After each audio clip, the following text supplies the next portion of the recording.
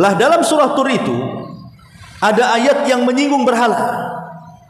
Am khuliqu min ghairi syai'in am humul khaliqun am khalaqus samawati wal ardi bal la yuqinun. Apakah berhala-berhala itu diciptakan dari segala sesuatu ataukah tercipta dengan sendirinya? Ataukah mereka yang menciptakan langit dan bumi? Bahkan orang-orang musyrik sendiri tidak yakin dengan keyakinannya. Ketika mendengar ayat ini dibaca, Zubair yang sudah pegang pedang tuh, hatta qalbi an yatir, hampir-hampir dadaku atau jantungku terbang. Disarungkan kembali, kemudian direnungkan. Setelah direnungkan ayat yang dibaca Nabi SAW dalam salat maghrib surah Tur itu, maka Zubair pun akhirnya dia niat untuk datang menemui Rasul dan masuk ke dalam Islam. Selepas salat maghrib, Zubair mendatangi Rasul dan langsung bersimpuh di hadapan Rasul dan mengatakan asyhadu an la ilaha illallah wa annaka rasulullah. Lihat, gara-gara mendengar surah Tur dibacakan, yang tadinya membara dendamnya tiba-tiba hilang dendamnya, malah ingin bersyahadat di hadapan Rasul. Itulah kekuatan Quran. Maka Zubair pun mengatakan, ya Rasulullah, aku akui dulu memang tidak ada manusia yang paling kubenci kecuali kamu. Tapi setelah aku masuk Islam, tidak ada manusia yang lebih aku cintai melebihi diri. Lah, Zubair ibn Mut'im saat Rasul salat maghrib, dia kan masih kafir. Dia ngendap-ngendap apa yang dibaca Nabi. Rupanya Nabi SAW membaca dalam salat maghrib surah Tur. Makanya di sini Zubair ibn Mut'im mengatakan, aku mendengar Nabi SAW membaca dalam salat maghrib dengan surah At-Tur. Dari sini kita tahu bahwa salat maghrib ini pada dasarnya sangat sunnah dipendekkan, tapi dalam tempo-tempo tertentu nggak apa-apa dipanjangkan.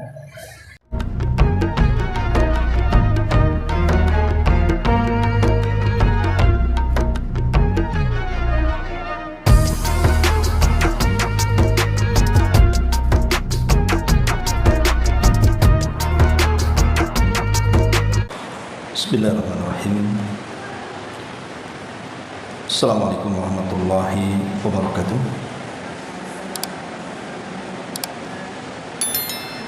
Alhamdulillah wassalatu wassalamu ala Rasulillah wa ala alihi wa sahbihi wa mawalah wa la hawla wa la quwwata illa billahi wa ba'd. Baik, kita lanjutkan kajian kita, masih membahas kitab Umdatul Ahkam, dan kita masuk pada hadis ke-102 dalam bab bacaan dalam salat. An Ubadah ibni Samit radhiyallahu anhu anna Rasulullah sallallahu alaihi wasallam qala la salata liman lam yaqra bi fatihatil kitab. Dari Ubadah ibn Samit radhiyallahu anhu, beliau meriwayatkan bahwa sungguh Rasul bersabda, tidak sah salat tanpa membaca surah Al-Fatihah. Baik, ma'asyiral muslimat yang dimuliakan Allah Subhanahu wa taala, surah Al-Fatihah adalah surat yang sangat agung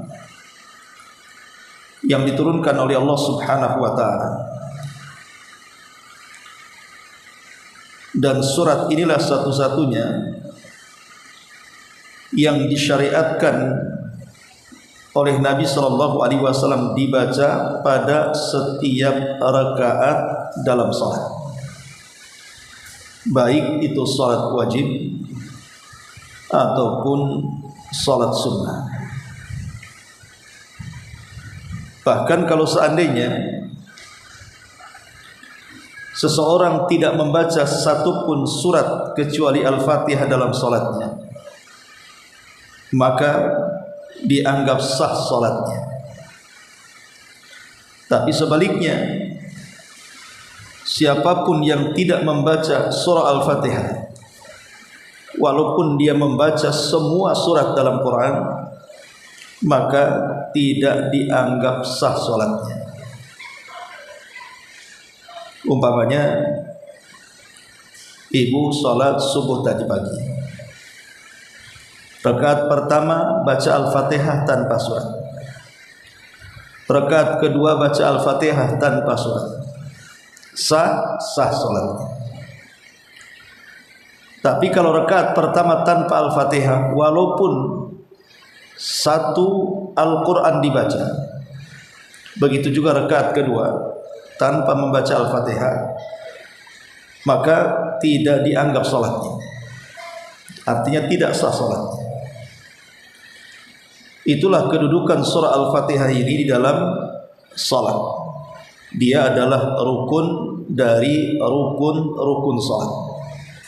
Siapa yang tidak membacanya, maka tidak sah sholatnya.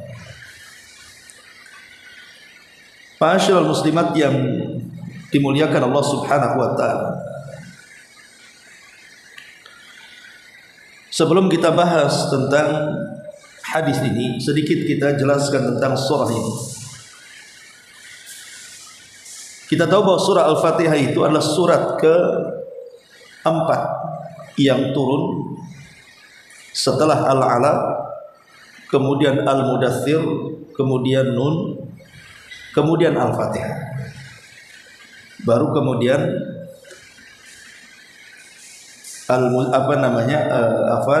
awalnya Al-Alaq, kemudian Al-Mudaththir, kemudian Nun, kemudian Muzammil, kemudian Al-Fatihah, kemudian Al-Lahab. Berarti dari sini kita tahu bahwa surah Al-Fatihah ini adalah surat awal-awal yang turun kepada Nabi sallallahu alaihi wasallam. Adapun asbab nuzulnya, kenapa surah Al-Fatihah ini turun? Disebutkan dalam riwayat Abi Maisarah, Nabi sallallahu alaihi wasallam satu hari mendengar suara gemuruh. Di balik gemuruh itu ada suara, di mana suara ini memerintahkan Nabi sallallahu alaihi wasallam untuk mendekati suara itu. Maka berkatalah Waraqah ibn Naufal, karena setiap Nabi sallallahu alaihi wasallam mendengar suara, beliau selalu lari ketakutan. Jadi Waraqah ibn Naufal menasihati, nanti kalau ada suara lagi yang memanggil-manggil dirimu, maka jangan lari, dengarkan apa yang dia ucapkan. Karena Nabi SAW kalau mendengar suara dari langit memanggil-manggil namanya, ketakutan dan selalu tidak mau mendekati, bahkan tidak dihiraukan dan lari. Jadi hal ini diceritakan kepada Waraqah ibn Naufal, dan Waraqah ibn Naufal ini seorang yang paham tentang beberapa kitab-kitab Taurat dan juga Injil, dan dia bagian daripada kerabat Khadijah. Jadi kata Waraqah, kalau nanti ada suara itu memanggil-manggil kamu jangan lari, tapi dengarkan kira-kira apa yang dikatakan oleh suara itu. Sehingga satu hari ketika dia mendengar suara gemuruh dan ada panggilan yang memanggil-manggil dirinya, ya Muhammad, ya Muhammad, maka Rasul tidak lari lagi. Kemudian kata Rasul, labbaika, kupenuhi panggilan. Qala, maka orang yang memanggil itu kemudian mengatakan, asyhadu an la ilaha illallah wa asyhadu anna Muhammadan Rasulullah. Dia mengatakan, katakanlah aku bersaksi bahwa tidak ada sembahan yang berhak disembah kecuali Allah dan Muhammad adalah utusan Allah. Kemudian dia mengatakan, qul, katakan ya Muhammad, alhamdulillahi rabbil alamin, ar-rahmanir rahim, maliki yaumiddin, iyyaka na'budu wa iyyaka nasta'in, ila akhir surah Al-Fatihah. Maka setelah kemudian dia disuruh untuk membaca surat ini, maka Nabi SAW diperintahkan untuk membacanya di dalam setiap rakaat salat. Maka sejak itulah maka Nabi SAW membaca Al-Fatihah di setiap rakaat salat, baik wajib ataupun sunnah. Tentu ada hikmah kenapa kemudian surah Al-Fatihah ini disyariatkan dibaca dalam setiap rakaat dalam salat. Apa rahasianya? Rahasianya pertama karena surah Al-Fatihah itu termasuk a'zamu surah, seagung-agungnya surat. Jadi seagung-agungnya surat di dalam Al-Quran adalah suratul Fatihah. Tentu karena di dalam surah Al-Fatihah ini terangkum seluruh isi Quran. Makanya kemudian membaca Al-Fatihah saja sudah cukup, seolah-olah dia sudah merangkum isi Al-Quran dari awal sampai akhir. Jadi alasannya karena Fatihah itulah a'zamu surah, seagung-agungnya surat. Yang kedua, dia adalah ummul Quran, induk daripada Al-Quran. Dia adalah induk daripada Al-Quran. Habis baterainya.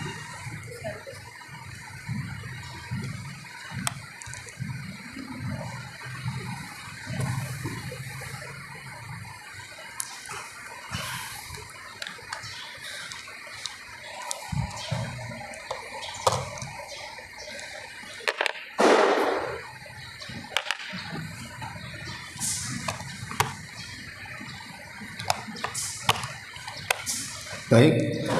Jadi yang kedua, karena Al-Fatihah adalah induk daripada Al-Quran.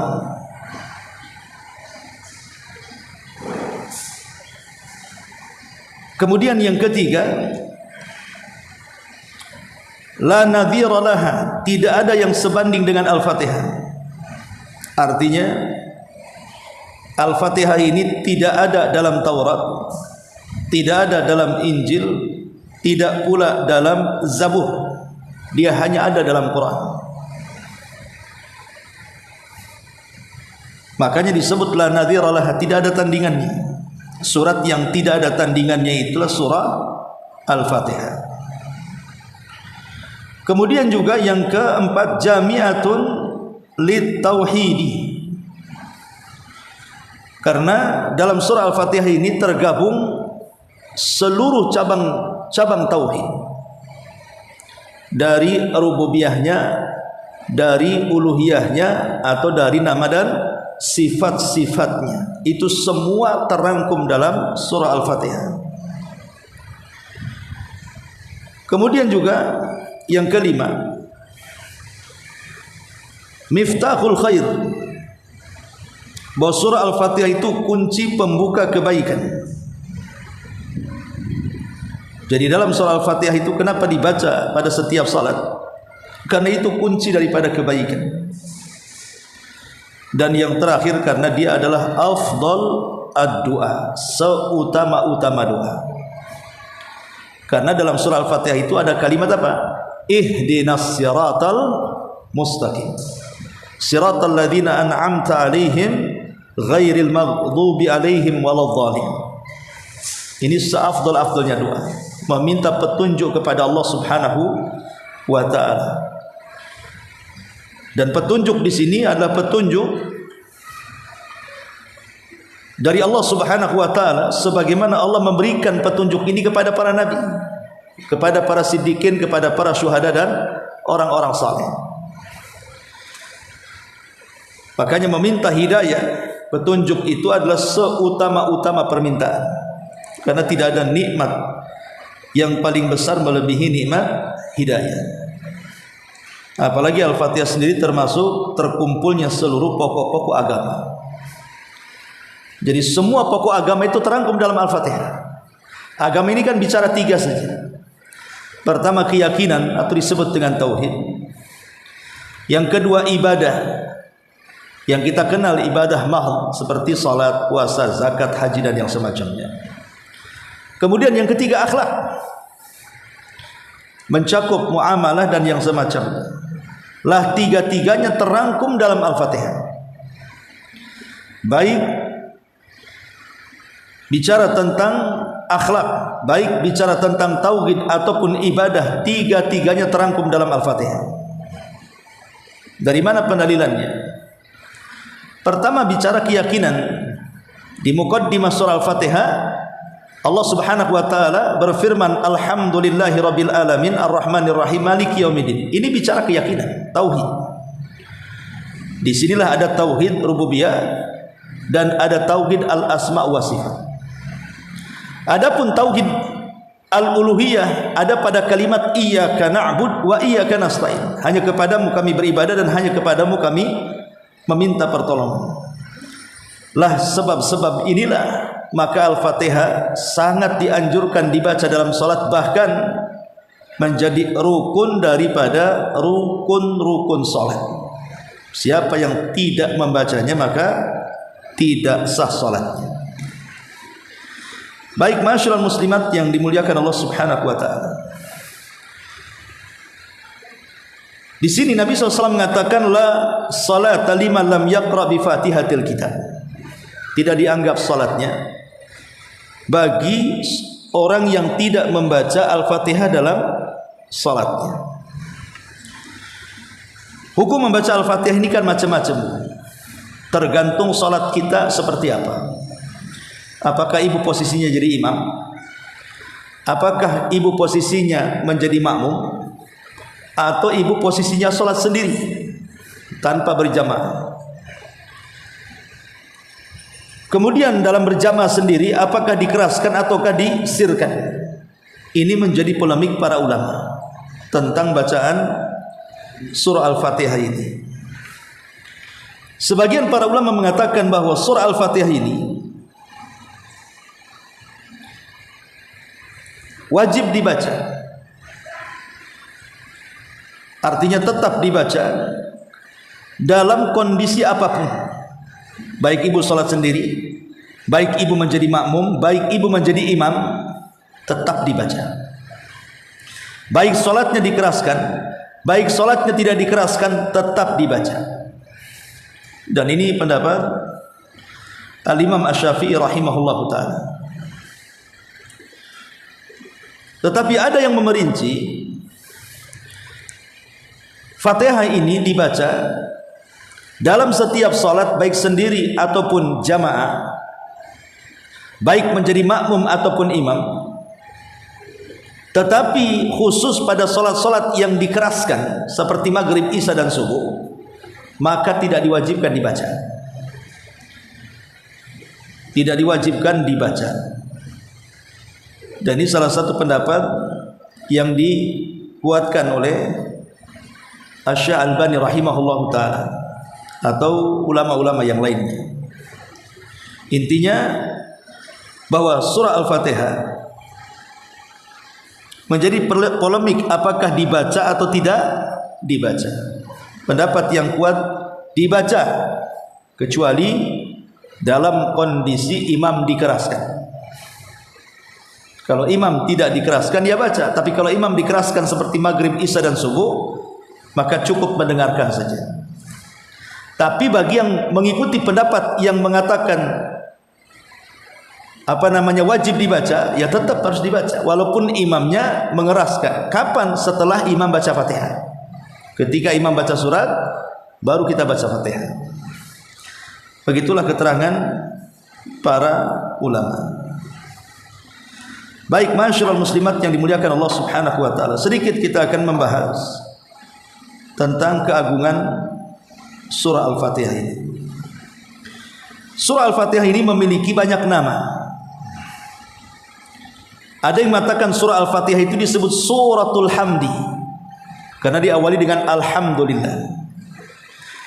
Ada yang mengatakan bahwa surah Al-Fatihah disebut Fatihatul Kitab karena dia mengawali Al-Quran. Ibu kalau ambil mushaf kemudian membuka di permulaan, maka yang ada surah Al-Fatihah dulu, baru Al-Baqarah, baru Ali Imran dan seterusnya. Ya, karena dia adalah Fatihatul Kitab, pembuka daripada Al-Quran.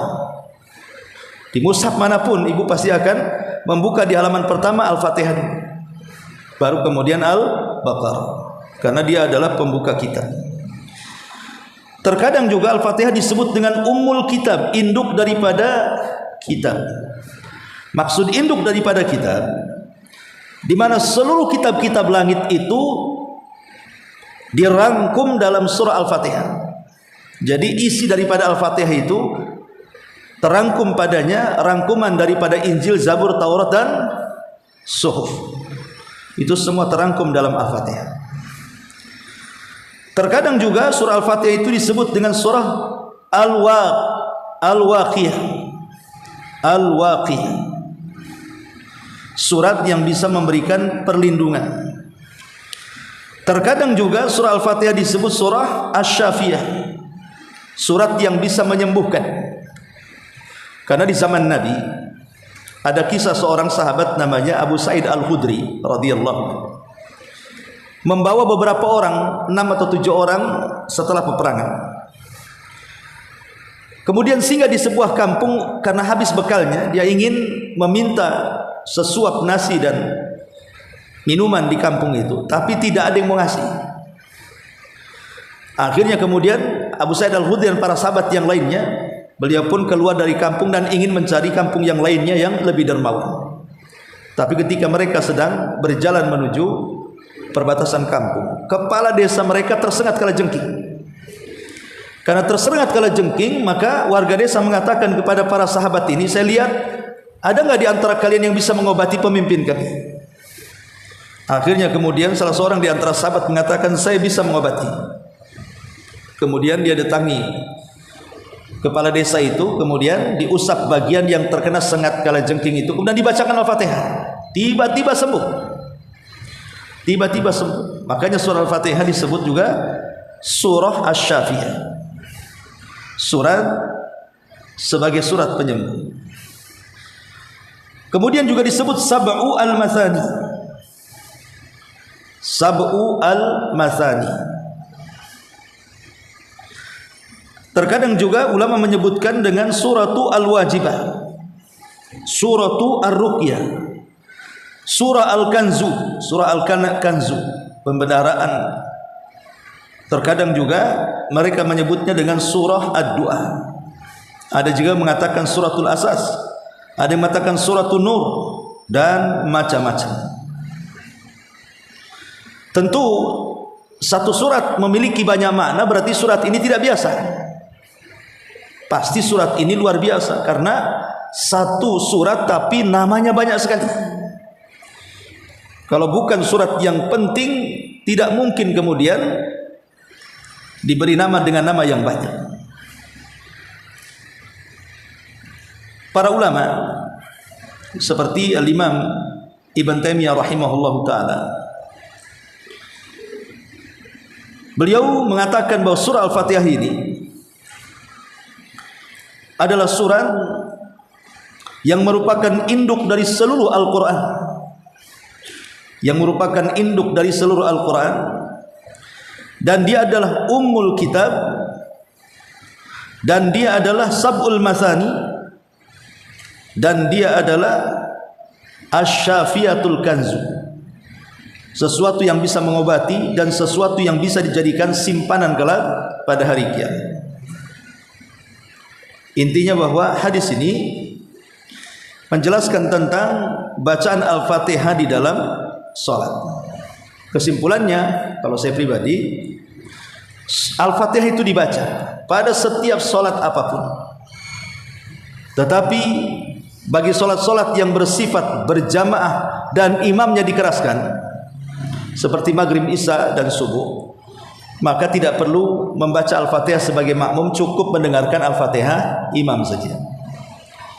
Tapi bagi pendapat yang lain yang mengatakan bahwa setiap rakaat itu ada rukun Fatihah, ya harus dibaca bagaimanapun. Bagi yang berpendapat seperti itu, seperti dalam mazhab Syafi'i, mereka mewajibkan baca Fatihah pada setiap rakaat, baik dikeraskan bacanya atau disembunyikan bacaan. Ma'asyiral muslimat yang dimuliakan Allah Subhanahu wa taala, la salata liman lam yaqra bi Fatihatil kitab. Tidak dianggap salatnya bagi yang tidak membaca Fatihah Alkitab, maksudnya surah Al-Fatihah. Baik. Kemudian hadis yang kedua, An Abi Qatadah Al-Ansari radhiyallahu anhu qala, kana Rasulullah sallallahu alaihi wasallam yaqra'u fi rak'ataini al-ulayaini min salati dhuhri bi Fatihatil kitabi wa surataini yutawilu fil ula wa yuqassiru fil thaniyati wa fi rak'ataini al-ukhrayaini bi ummil kitab wa kana yutawilu fi rak'atil ula fi salati subhi wa yuqassiru fil thaniyati. Dari sahabat Abi Qatadah Al-Ansari radhiyallahu anhu, dia mengatakan, Rasul bersabda,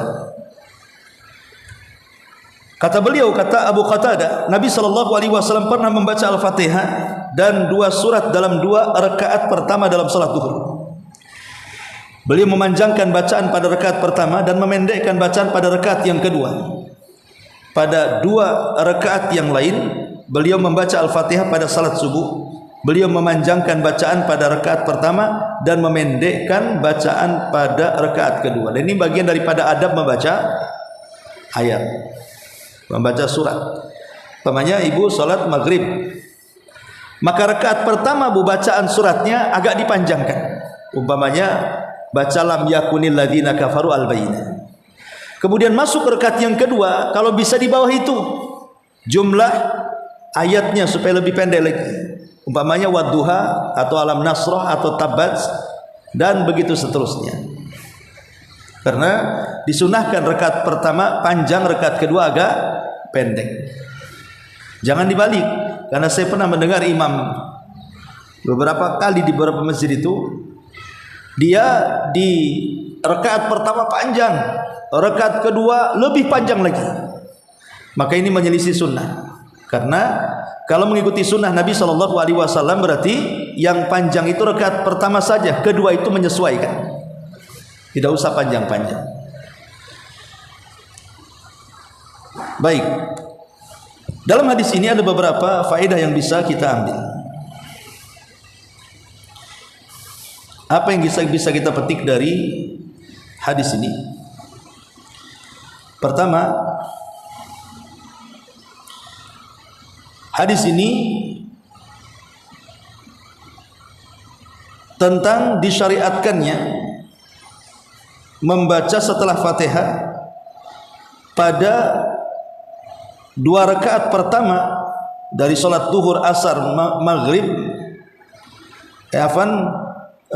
baik dari salat zuhur, asar dipanjangkan di rakaat pertama dan dipendekkan di rakaat kedua. Jadi ibu kalau salat zuhur sendirian atau salat asar sendirian, maka di rakaat pertama ibu panjangkan, kemudian di rakaat yang kedua ibu pendekkan. Kemudian juga faedah yang selanjutnya, disunahkan tatwilu rak'atainil ula an anisaniyati min salati dhuhri wal asri.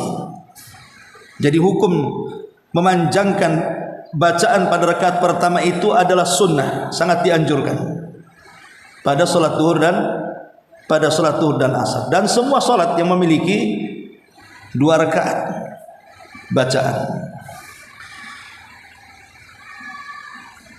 Kemudian disunahkan memanjangkan qiraah pada rakaat yang pertama adalah qasdan, dilakukan dengan sengaja. Memang sengaja, bukan tidak sengaja. Memang sengaja dipanjangkan rakaat pertama, kemudian di rakaat yang kedua sengaja dipendekkan. Jadi sudah kepikir nih, mana ayat yang saya baca yang agak panjang, saya letakkan rakaat pertama. Mana surat yang pendek menurut kita diletakkan di rakaat kedua. Dan itu adalah sunnah. Menurut para ulama itu adalah sunnah. Kemudian juga dalam hadis ini ada isyarat bahwa tidak sah seseorang yang sengaja meninggalkan bacaan Al-Fatihah. Kalau dengan sengaja dia tidak membaca Al-Fatihah, maka batal salatnya. Batal salatnya. Baik, masyarul muslimat yang dimuliakan Allah Subhanahu wa taala. Adapun tentang Al-Fatihah ini disebutkan dalam beberapa riwayat tentang keutamaannya secara umum, bahwa surah Al-Fatihah adalah nur, cahaya yang tidak pernah diberikan kepada Nabi sebelum Rasul sallallahu alaihi wasallam. Jadi surah Al-Fatihah itu adalah cahaya yang belum pernah diberikan kepada satupun para nabi kecuali Nabi kita Muhammad sallallahu alaihi wasallam. Yang kedua, bahwa surah Al-Fatihah ini membacanya sebenarnya dia sedang bermunajat dengan Allah Subhanahu wa taala. Karena setiap bacaan Al-Fatihah itu ada jawabannya. Jadi kalau ibu membaca alhamdulillahirabbil alamin, Allah jawab hamidani abdi. Kalau kita mengatakan ar-rahmanir rahim, Allah juga jawab asna alayya abdi. Kalau kita mengucapkan maliki yaumiddin, maka Allah juga jawab majjadani abdi. Jadi setiap ayat-ayat yang kita baca dalam surah Al-Fatihah itu semua ada jawabannya. Makanya kenapa Nabi sangat menganjurkan ketika membaca surah Al-Fatihah dalam solat itu dipotong-potong setiap ayatnya, jangan disambung. Contoh namanya alhamdulillahi rabbil alamin, diam. Ar-Rahmanir Rahim, diam. Maliki yaumiddin, diam. Jadi dibaca ayat per ayat, jangan disambung. Karena ada orang yang membaca Al-Fatihah dengan disambung. Alhamdulillahi rabbil alamin alladzina ar-rahmanir rahim maliki yaumiddin. Kan ada orang yang menyambung-nyambung. Boleh asal tidak merusak makhraj, cuman tidak sesuai dengan sunnah. Karena setiap potongan-potongan ayat itu semua ada jawabannya, itu masalahnya. Makanya dipahami bahwa bacaan Al-Fatihah itu hakikatnya kita sedang bermunajat dengan Allah Subhanahu wa taala. Kemudian yang ketiga, bahwa Al-Fatihah adalah afdalus surah fil Quran, seafdal-afdalnya surat dalam Al-Quran. Lam yanzil la fit Taurati wala fil Injil wala fil Zaburi wala fil Furqani mithlah. Tidak turun dalam kitab Taurat, Injil ataupun Zabur, bahkan tidak ada yang setara dengan ayat-ayat dalam Al-Quran selainnya, selain surah Al-Fatihah maksudnya. Jadi dari sini kita semua tahu bahwa jangan sampai Al-Fatihah itu kemudian ditinggalkan, baik dalam hadis pertama yang kita baca ataupun dalam hadis yang kedua. Cuman hadis yang kedua yang kita baca dalam bab ini, selain daripada membaca Al-Fatihah adalah membaca surat. Tapi sepakat ulama, tidak ada khilaf, membaca surat dalam solat itu hukumnya sunnah. Hukumnya sunnah. Artinya kalau ibu baca ya dapat pahala, nggak dibaca pun tidak masalah. Kalau ibu terburu-buru mau safar ditunggu orang, ibu sholat zuhur biar cepat gimana caranya, tapi tidak menjadikan sholatnya batal, tetap tumakninah, ya sudah Fatihah saja bu dibaca, nggak usah baca surat. Karena kelamaan nanti kalau baca suratnya. Kalau memang itu harus gitu ya. Tapi kalau masih waktunya luang, ngapain pula kemudian tidak dibaca? Bukankah setiap bacaan itu adalah pahala? Maka ini kesempatan yang baik. Jadi bacaan surat itu adalah sunnah. Adapun bacaan Fatihah memang terjadi perselisihan ulama, ada yang mengatakan wajib, ada yang mengatakan rukun salat. Kemudian satu lagi hadis, An Zubair ibn Mut'im radhiyallahu anhu qala, sami'tu an-nabiy sallallahu alaihi wasallam yaqra'u fil maghribi bit-turi. Zubair bin Mut'im mengatakan, aku mendengar Nabi sallallahu alaihi wasallam membaca surah At-Tur ketika salat maghrib. Zubair ibn Mut'im yang meriwayatkan hadis ini, sebenarnya ada kisahnya hadis ini. Jadi kisahnya begini. Keluarga Zubair ibn Mut'im ini banyak yang meninggal dan gugur di perang Badar. Jadi dia dendam karena banyak keluarganya yang meninggal. Karena kan tentara musyrik dalam perang Badar itu kan yang meninggal 70 orang. Lah, dari 70 orang ini adalah kerabat Zubair ibn Mut'im, meninggal. Jadi dia dendam dengan Nabi dan bersumpah akan membunuh Nabi.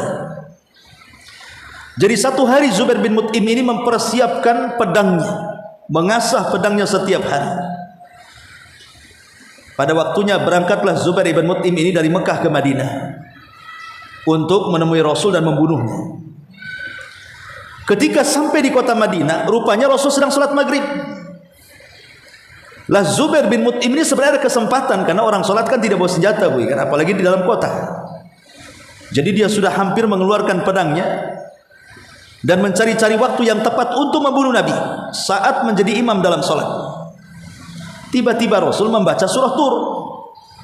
Lah dalam surah Tur itu ada ayat yang menyinggung berhala.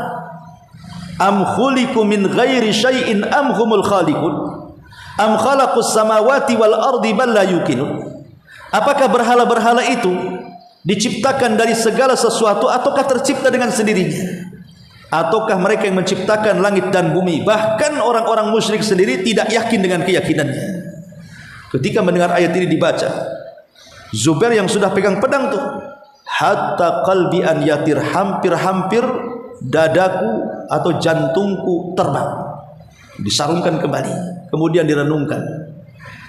Setelah direnungkan ayat yang dibaca Nabi SAW dalam salat maghrib surah Tur itu, maka Zubair pun akhirnya dia niat untuk datang menemui Rasul dan masuk ke dalam Islam.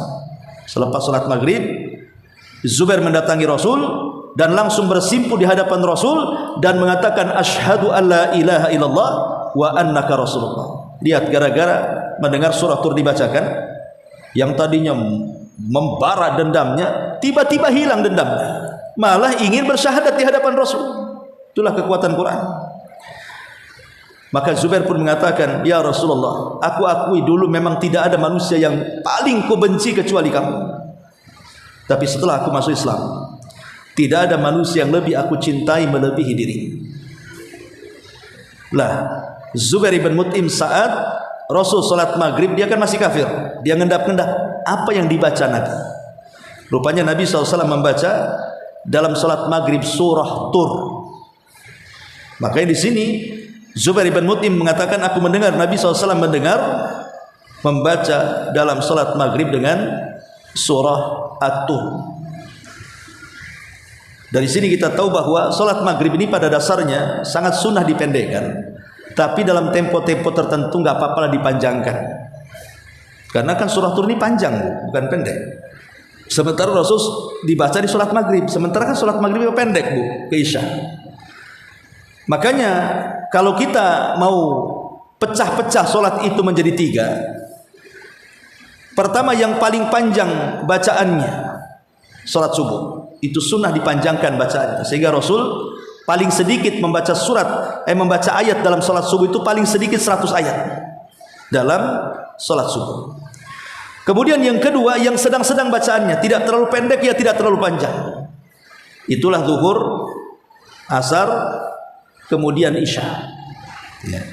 Kemudian yang ketiga dipendekkan dan sangat sunnah dipendekkan, dan itu satu sholat namanya maghrib.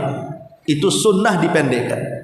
Tapi dengan adanya hadis Zubair bin Mut'im ini bahwa Nabi SAW membaca surah Tur ini, kan agak panjang surah Tur ini, maka ulama kemudian berusaha untuk menjamak, untuk menggabungkan pemahaman bahwa asalnya sholat maghrib itu sunnah dipendekkan, tapi boleh sewaktu-waktu dipanjangkan, seperti Rasul membaca surah Tur. Itu ya maksudnya. Inilah diantara beberapa riwayat tentang bacaan dalam sholat. Baik, sampai di sini. Kalau ada yang bertanya silakan.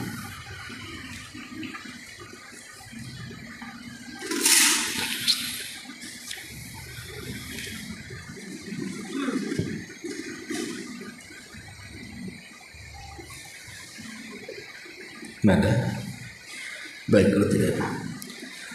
Subhanallah bihamdika asyhadu an la ilaha illa anta astaghfiruka wa atubu ilaik. Assalamualaikum warahmatullahi wabarakatuh.